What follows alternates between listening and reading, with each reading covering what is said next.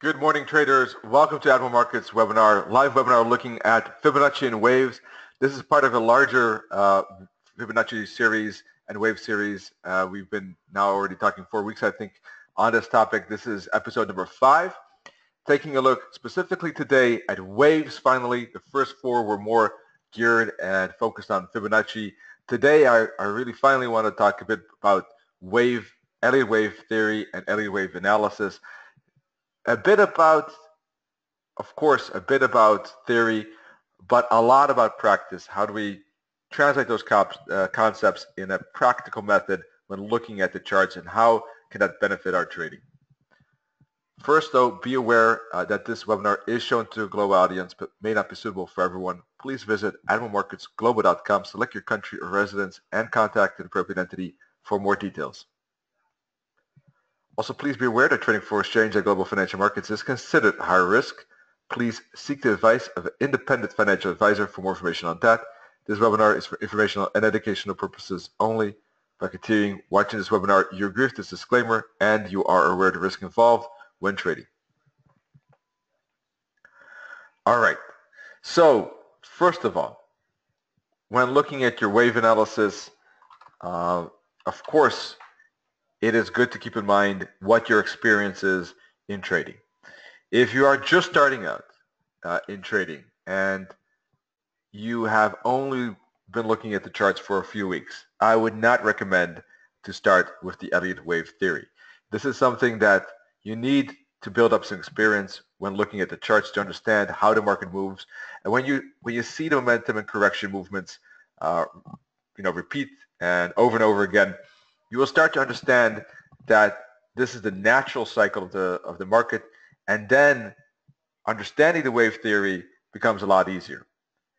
First, you have to understand momentum and correction before you can move on to even think about using Elliott wave theory for any benefit of your trading. So, if you're in that stage yet, that you just started trading, I still, of course, encourage you to watch this webinar so you already have an idea what it is, but it is maybe not a good thing to actively use it as the first or second or third thing to learn. First thing I would do is understand momentum and correction. We had webinars together with Ned. We've talked about that before. We talked about chart patterns, flags, triangles. How does momentum look like? How does it behave? How long does it last? All these questions are basically the fundament of wave analysis. You are looking at wave analysis, in fact, by looking at momentum and correction. The difference is that by, not only do you look at momentum and correction, but you start to label it and you start to make a story or build a story around that particular analysis. Wave analysis is just that. It's story building, so you understand what the next step is of the cycle in that particular market. So the first step every morning I would recommend, from my perspective, I think it would be a good thing if you're interested in waves, is to go to admiralmarkets.com and then go to analytics and then click on wave analysis. Now, by the way, please note there's a 5-star spread promotion for this particular month, so 20% discount, so that could be something that you might be interested in. You can click on more info and you'll get the details. For wave analysis, we need to click on analytics and wave analysis, and we will check out here quickly what is said in the most recent one, which is today. And let's take a look at the following. So dollar-yen, for instance, right?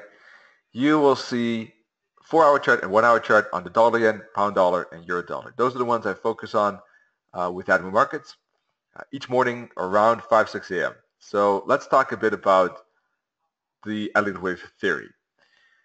The idea behind it is that there are 5 bullish waves or 5 bearish waves, 5 waves with momentum, and after that occurs, we should expect 3 waves of correction. This particular pattern occurs on all time frames. It is, from that point of view, a fractal concept that is repetitive. This pattern is repetitive on all time frames.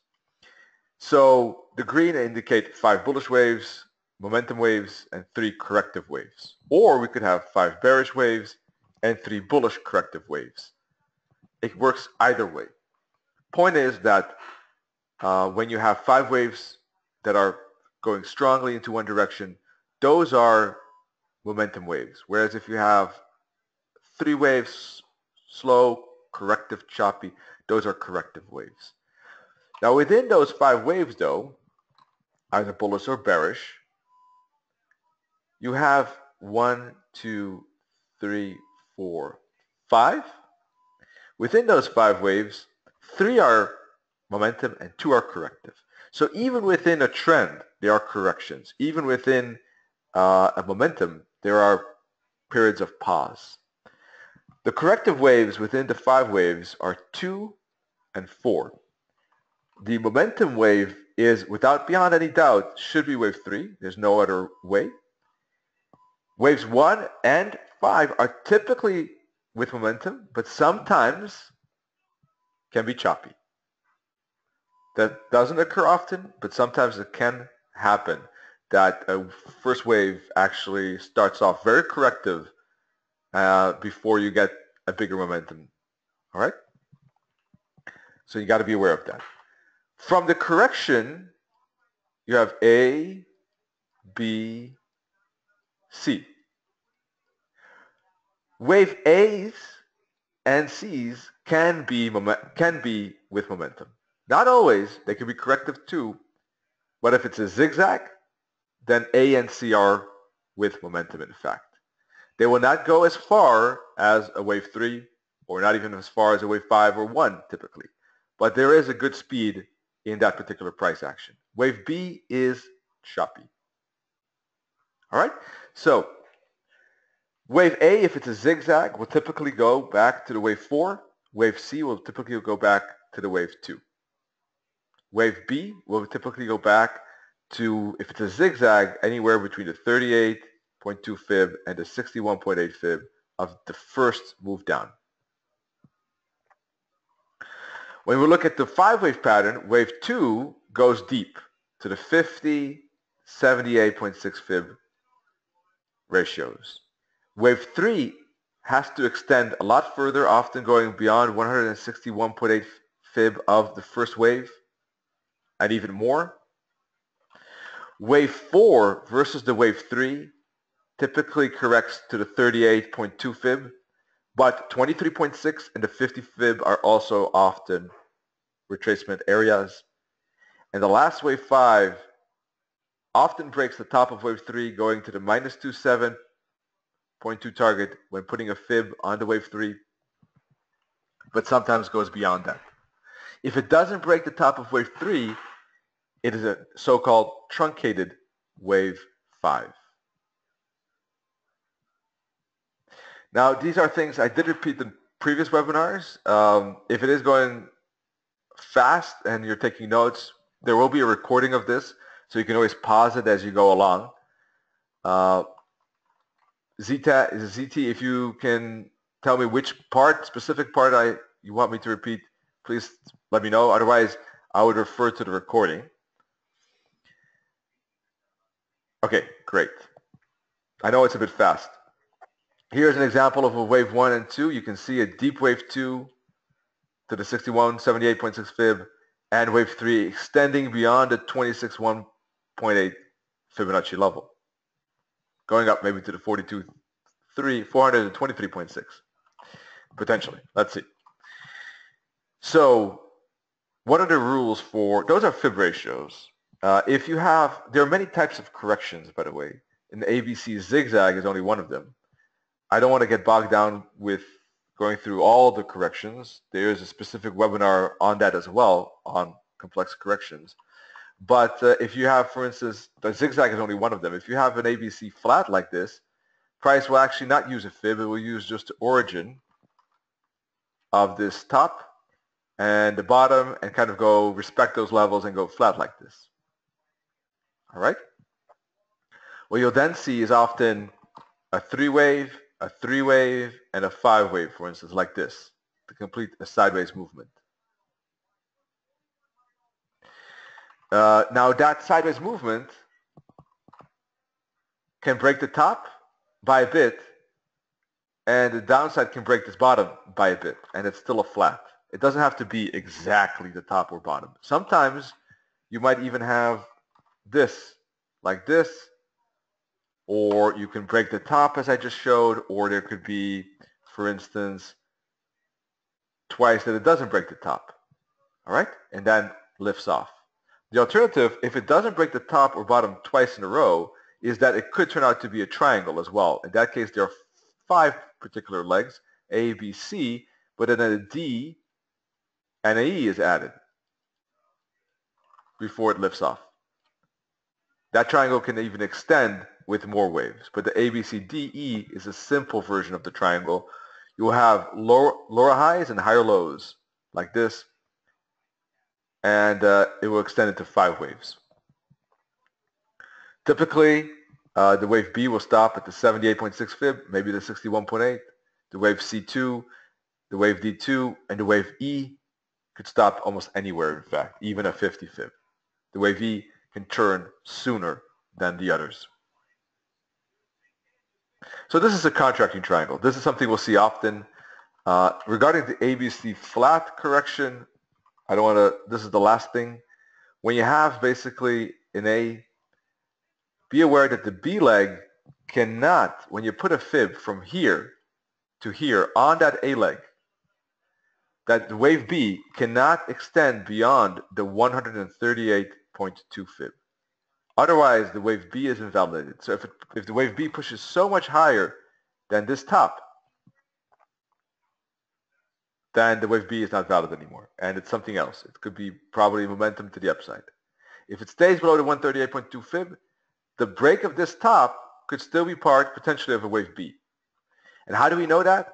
One of the things we can look at is by looking at lower time frames. We can zoom into a lower time frame, and if there are 3 waves going up like this, then this is probably still a good chance it's wave B if it stays below the 138.2 fib. And even though it broke this top, it's still a correction. And you might see a 5-wave move down as part of that C before moving up again. All right, let's take a look at some rules. So wave 3 within the momentum is always the longest. All right, or is never the shortest, I should say. Sorry, never the shortest. In a choppy wave 1, which is called a leading diagonal, or choppy wave 5, which is called an ending diagonal, the wave 3 is actually not the longest. But in most cases, wave 3 is also the longest. But it is never, and that's a rule, it is never the shortest. If you have a 5-wave pattern and the 3rd wave is the shortest, this is by default incorrect. Another rule is that wave 2 can never pass the bottom of wave 1. That invalidates the wave 1 and 2 structure.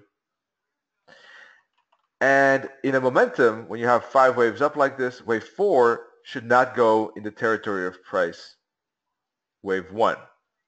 So wave 4 should not retrace below, in this case, the top of wave 1, unless it's a leading or ending diagonal. Other than that, there are a lot of guidelines.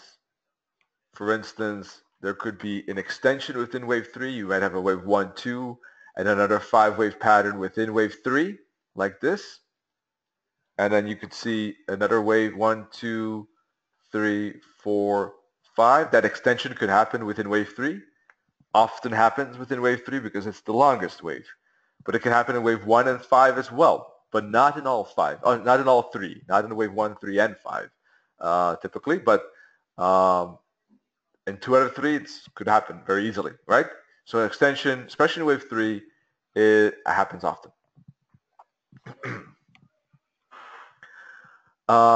These 5 waves, of course, on a higher time frame, could be another leg that finish at wave A, could finish at wave 1, or 3, or 5.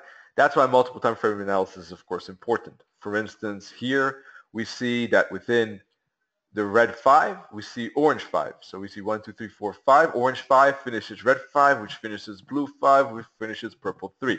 This has all to do with the fact that there's analysis done on multiple time frames. There's an orange 5 finished on the 4-hour chart, but the red one could be for the daily chart, the blue one for the weekly chart, and maybe the purple is from the monthly chart, but it's all shown for sake of simplicity on this 4-hour chart. So you can see that you need to look at the zoom in or zoom out to understand the internal structure sometimes of waves, but also understand what the larger structure is to see where the bigger picture is. If we have a 5-wave structure like this, we can zoom out to understand what might this 5-wave represent. Or if we see a 5-wave here and the first leg, and we see an ABC correction, or let me say it this way, we see an upside followed by a downside, you might want to zoom in to understand what the structure is saying on the lower time frame. If we see on the lower time frame 5 waves up, and then we see a choppy 3-wave down, that zoomed in analysis is informing us that there's a good chance this is a wave 1, 2. Whereas if we zoom in and we see 3-wave up, followed by a first 5-wave down and a 3-wave up again, we can conclude that this is not a wave 1, but probably a correction, an ABC correction. And this is again a 5-wave pattern for a new downside and a 3-wave pattern for a correction. And this could easily be a wave 1, a 5-wave for wave 1, and an ABC for wave 2. And we'd expect more downside. So by zooming in, we also understand in some cases actually more about what's going on. Also, zooming out, we sometimes know more what's going on. So multiple time frame analysis is very important. There are many guidelines from this perspective. For instance, if the wave 2 is deep, the wave 4 will be shallow most often, or vice versa. If the wave 2 is short, the wave 4 will be long. Opposites often, right? Channeling techniques. You could, for instance, connect wave 1, 2, and 3. Sorry, you can connect wave 1 and 3 and hook it to the wave 2 like this. Add a trend line to wave 1 and 3, hook it to 2, and you'll have an idea where wave 4 stops. Same is true for connecting 2 and 4 and hooking it to 3. Sorry. Hooking 2 and 4 like this, the trend line, and connecting it to 3, and you'll have an idea where 5 could stop. It could stop at the top or halfway that channel. Those are channeling techniques with using waves. There are many, many more guidelines. I'm not going to dive into all those guidelines in this session. I know I'm going very fast, but once again, there will be a recording, and you can pause it and take notes or re-listen as you go along. I'm doing this on purposely fast, by the way, because I don't want to spend a whole webinar on theory.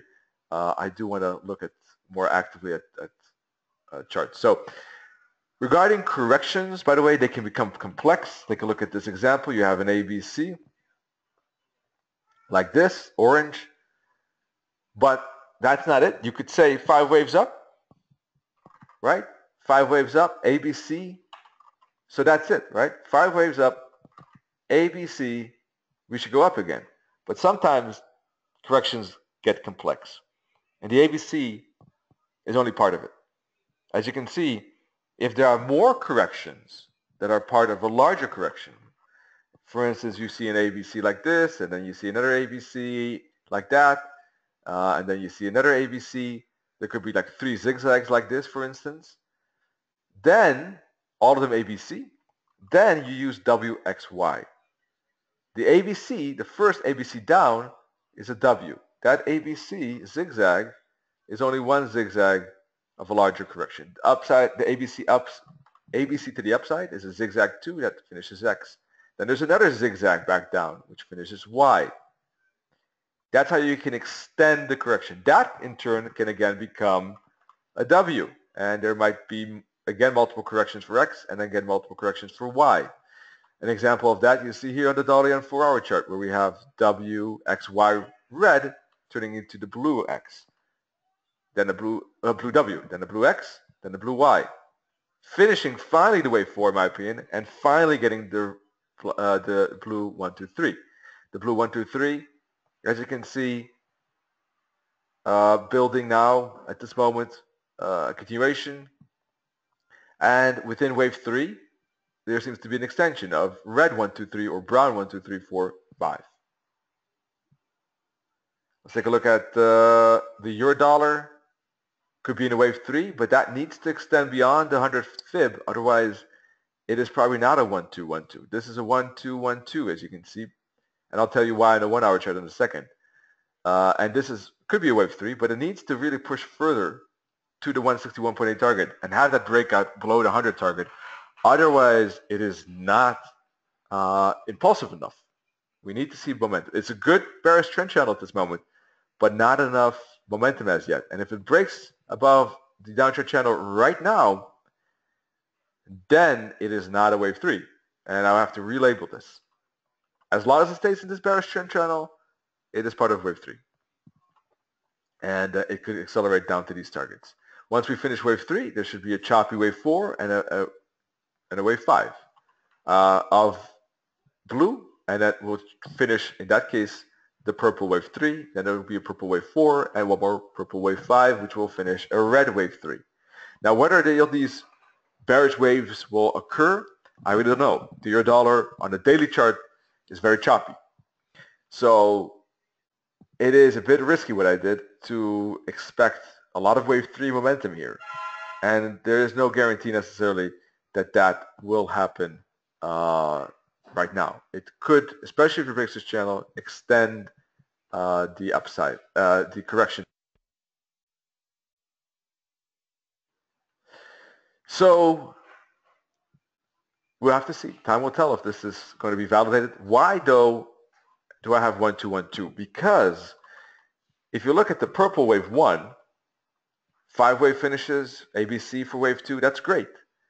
This is pretty good momentum, granted, but it cannot be a purple wave 3 because of the fact that the wave 4 already went into the territory of wave 1. So this in itself cannot be purple 3, this part. So I had to rethink and came to the conclusion that there's a nice 5-wave pattern, and it probably finishes a wave 1, 2 pattern. At this moment, that does seem the most likely, but we'll have to see if that holds out or not. If it doesn't and price breaks above the channel, then I'll probably relabel this as an ABC instead. And that will finish in a W. This ABC will finish in X. And this will finish in ABC within a Y. And it will turn out to be a complex correction, probably. In any case, whether this is complex correction or a downtrend, in some cases, it doesn't matter. When there was a channel available, then and a trend available, then this wave analysis is just an extra confirmation. It's not a standalone aspect. So that actually is a good introduction for how to use the waves and which waves do I trade, as ZT is asking. Now I trade. I do not like to trade the wave A that much or the wave B itself. I do like to trade the end of wave B for wave C. So let's take a look on 5 waves up here like this, for instance, right? So, or maybe we can just use the examples here. So I don't like to trade this wave A or the wave B, but if there is a clear indication that the wave C could occur, I like to trade that third wave C correction. That's fine. I'm not a big fan of catching wave A because I'm not a big reversal trader. But of course, occasionally there are moments I do that, but I would like to see more confirmation. I am always a bit extra skeptical, extra critical of receiving more signals of a reversal than anything else, because of the 10 potential reversal signals, from my perspective, from my experience, only a couple really work out pretty well. The rest go sideways and are choppy, or in fact are not a reversal or a strong retracement. and are just part of a correction within the trend. So that's why I'm extra critical. But the wave C is typically nice, especially if it's a zigzag. That's why I want to see a strong momentum first, a 3-wave up, and then I'm interested in the wave C. I like that wave C a lot in that case. Triangles, I like too. I like triangles because they use clear support or resistance lines. I love a wave E. That is really, really sweet if you have a wave E. And there could be huge potential because you can put the stop loss below wave C, which is pretty tight typically, and there could be a huge breakout, in this case to the upside or the downside, of course. That's typically very nice as well. Now, wave 1, 2 is also interesting. Of course, that is a bit of a reversal trade, but if you see a 5-wave pattern on a lower time frame and then an ABC down and it gets to the 61, 78.6 fib, those are one of those reversal trades that could be very interesting, especially if divergent and especially if you see 5 waves on the lower time frame. Okay, always be aware of the risk. Of course, it is a reversal trade, most likely still. But looking for a candlestick pattern bounce at the 78 or 61.8 fib is very tempting. Then we get the wave 3. The wave 3, again, has a wave 1, 2, and a wave 3, 4, 5 typically. Right? Strong momentum. So what happens in that case, what I like to do is use my Fibonacci sequence tool. I'll put it at the bottom. And this is something that I discussed in a webinar 1 week or 2 weeks ago. And basically look for the break of the 3rd level up to the 4th, and a break of the 4th up to the 5th level. I'll be looking for just classical breakouts on lower time frames. I like to zoom in to lower time frames to catch the momentum push there. It is possible to trade the break of wave 1, put the stop loss below wave 2, and aim for a high target of wave 3. That is a bit mechanical way of doing it. If you're trying to, I would say, be a bit more precise, then I would zoom in and look for patterns on that time frame for an extension of that wave 3. Wave 4 is good too. Big fan of wave 4 too because it is predictable. 38.2 fib is the key level, 23.6 fib, important too. Should not break below the 50. Stop loss could be put probably just below the 61.8 for wave 5, aiming for the wave 5. Below the wave 4, aiming for wave 5. So how can we use waves? How can we practically benefit from it? Well, as you can see, there are ways to trade it. This is not the first thing I would do though. There are basically wave traders that are solely looking at Elliott wave theory for their trade setups and do so well, but they have a lot of experience. So if you're not at that spot yet, it is good to use it as a confluence tool. Between you and me, I also use it as a confluence tool. I am not let's say a trader that only uses Elliott wave. I use it as a confluence, as an extra and analytical tool that supports my trading decisions. I use it for entries, exits, and trade management purposes as a confluence tool, not as a standalone concept, but it is possible to do so. I like to use fibs. Well, that is not so strange, of course, for wave traders. Most wave traders do use fibs. I think that is the #1 tool that wave traders use. Not all fib traders, though, use waves. Although I think they are a great match, it's not necessarily indeed necessary. But I do think that there's big benefit for both wave and fib traders if they use both of them. Wave traders, though, I would say a large majority do use fibs. Fibs, as I already indicated, give support and resistance and give targets. You can use it, so not only for trading purposes, but you can use waves for analytical purposes and understanding the market structure, understanding the patterns, understanding the psychology behind the market, because ultimately it is about the psychology of us traders and the entire market that's participating. We can understand the psychology, understand the cycle and phase of the market by using the Elliott wave theory. And we understand the patterns that, for instance, are seen, like chart patterns, candlestick patterns, time patterns, fib patterns, a lot better if we connect the dots. So let's talk a bit about that. The first step, momentum and correction, is very important because it shows the underlying basically heartbeat of the market, right? The heartbeat goes for humans like this, something like this. Don't hold me to it, but these kind of movements. Now, the market has a similar heartbeat, which is momentum, correction, momentum, correction. When we analyze momentum correction, we're already half wave analysts. The missing piece is basically trying to analyze their deeper meaning. So for instance, we have momentum here. We have momentum here. We have momentum here. We have a correction here. So we got momentum, momentum, momentum, correction. So when we start labeling that like that, right? When we start to not only look at one swing high and start to understand whether that's momentum correction, that's the first step. That's the very first step to understand what this particular leg is in the past. Then the next step is to understand what's going on right now. The third step is looking at several legs and several swings, like I did now. Momentum, momentum, momentum, correction, correction, momentum, correction. The next step, and this helps you with all kinds of decisions, understanding when to hold on to your trade, when to get out of your trade, if it's too corrective, etc. Where to put the fib, where to look for breakouts, how to understand which patterns are emerging, like chart patterns, etc.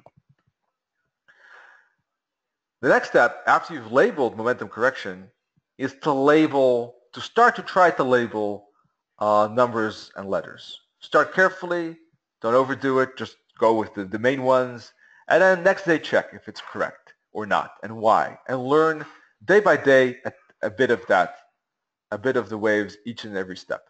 That all depends on how much time you have, of course, to do this.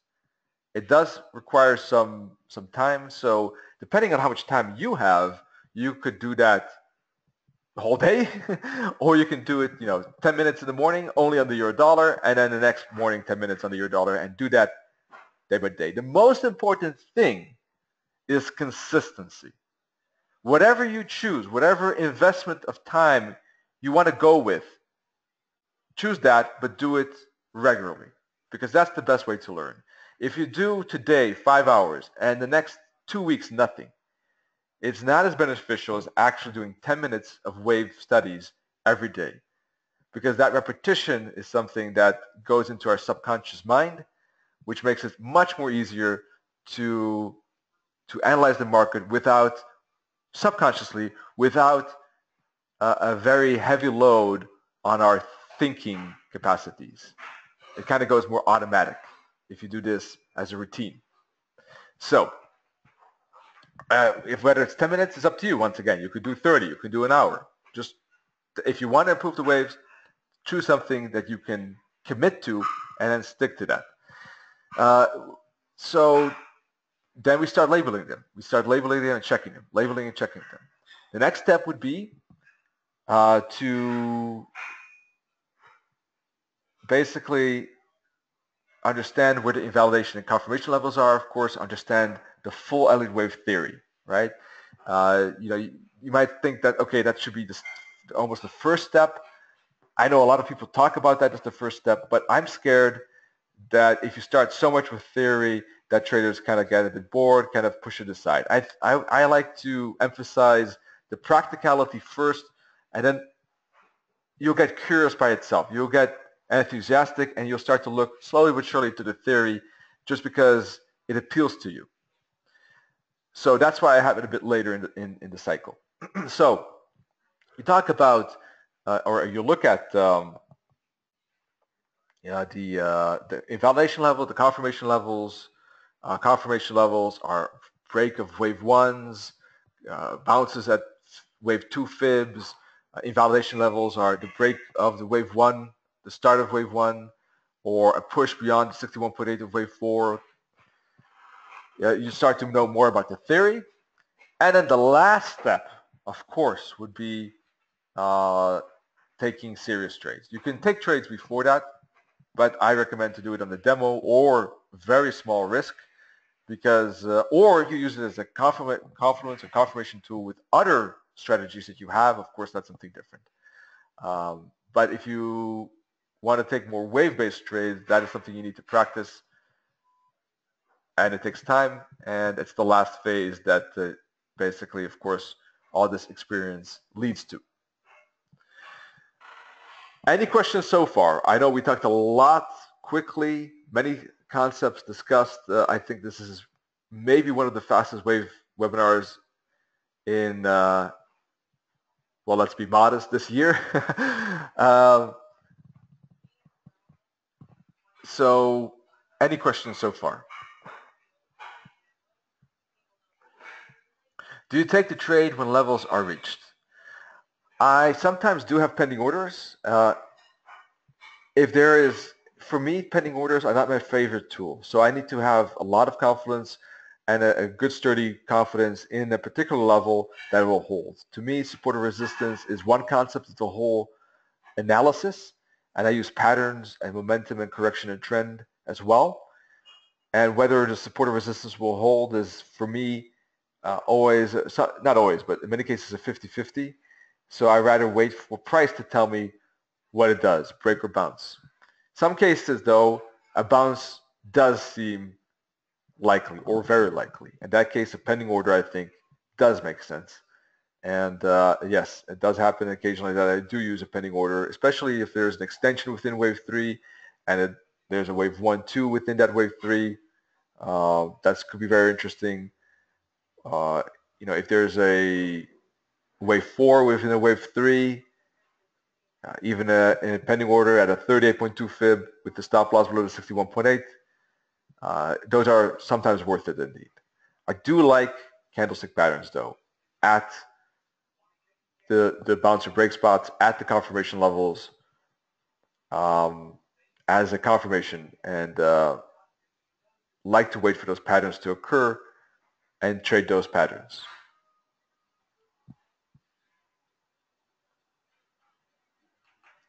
I'm not a big averaging in trader at all. I generally don't do that.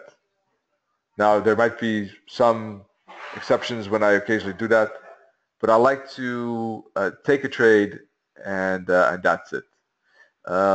Wave 3 are sometimes good moments to do that, of course, because you get extensions. It depends how long you're holding on to the first trade. If you really have a high target for your first wave 3 trade, and this is part of a bigger, like this, right? So if you have a trade here and you're really holding on for long, it doesn't mean you should skip necessarily any of these if your first one is already way in profit. So wave 3s, yeah, those are typically good for scaling in. Scaling out is, generally speaking, always useful, I think, even if you're, no matter what wave, because it's a rough guideline, not an exact concept. So we're always talking about probabilities. The probability that will happen, we're talking about alternative scenarios as well. So as you can see, when the validation level gets hit, then there could be a second likely analysis that that is valid at that point. I'm always showing the most likely wave count, wave structure at this particular time. Doesn't mean it will not change tomorrow because we have new information. That information might conclude that the other scenario is likely. That's why other wave analysts show multiple scenarios sometimes. I like to stick to one, which is I think the most likely.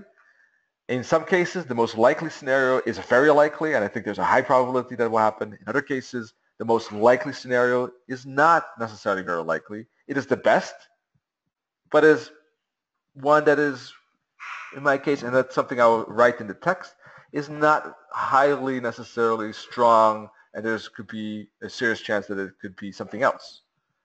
So this is always the most likely, but not necessarily, sometimes very likely, but not necessarily always so. Sometimes there could be two that are, or three that could be very close to each other.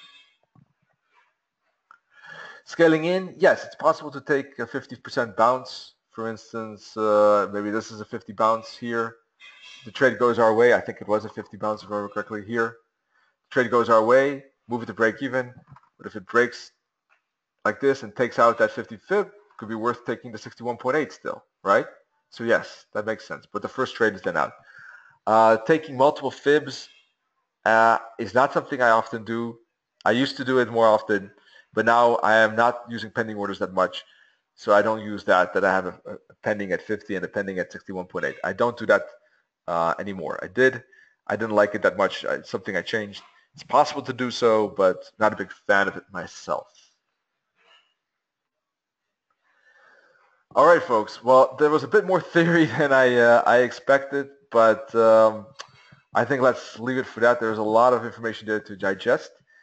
Next week, we'll continue with waves. I promise to be more practical in that case and really look at, we'll take a look at live trades, live charts, and take a look a bit more about how to use it in live scenarios and make it a bit more practical as well.